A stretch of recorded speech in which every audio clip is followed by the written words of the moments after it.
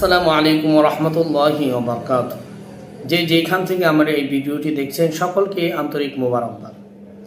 আশা করি সকলে ভালো আছেন আর ভালো থাকুন, এই দোয়াই সকলের জন্য করি। আজকে আমরা যে বিষয় আলোচনা করব সেটা হচ্ছে, আমরা আমাদের কাছে অনেকেই জানতে চায় যে হুজুর আপনারা কিভাবে জিনকে হাজির করেন, অথবা জিন হাজির হয়েছে এটা আমরা কিভাবে বুঝব। তাহলে চলুন বন্ধুগণ, সময় নষ্ট না করে আমরা মূল আলোচনায় চলে যাই। যে ব্যক্তির জিনের সমস্যা আছে তাকে সুন্দর করে অজু করাবেন।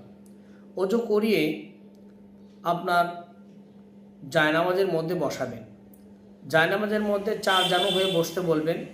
4 জানু হয়ে বসার পরে 2 হাতকে এরকম মুঠ করে এরকম করে রাখতে বলবেন। রোগীকে চোখ বন্ধ করে থাকতে বলবেন। তারপরে আপনি যে কাজগুলো করবেন, প্রথমে কুল ফাতিহা এটা 7 বার পাঠ করবেন। 7 বার পাঠ করার পরে একবার ওই রোগীর শরীরে ফুঁক দিবেন।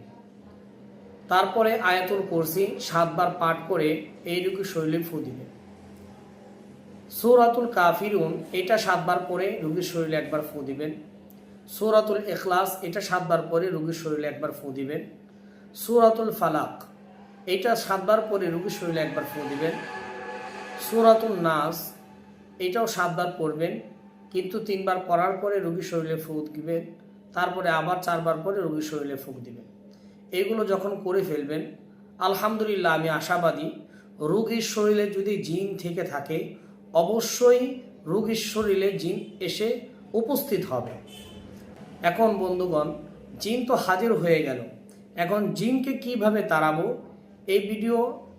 এই ব্যাপারে জানতে আমাদের আরেকটি ভিডিও আছে, এই আমাদের মিডিয়াতে গিয়ে দেখে নিতে পারেন। হাজির হওয়ার পরে কিভাবে রোগীর জিনকে আপনি রোগীর সাথে কথা বলবেন এবং রোগীর শরীর থেকে জিনকে কিভাবে তাড়িয়ে দিবেন।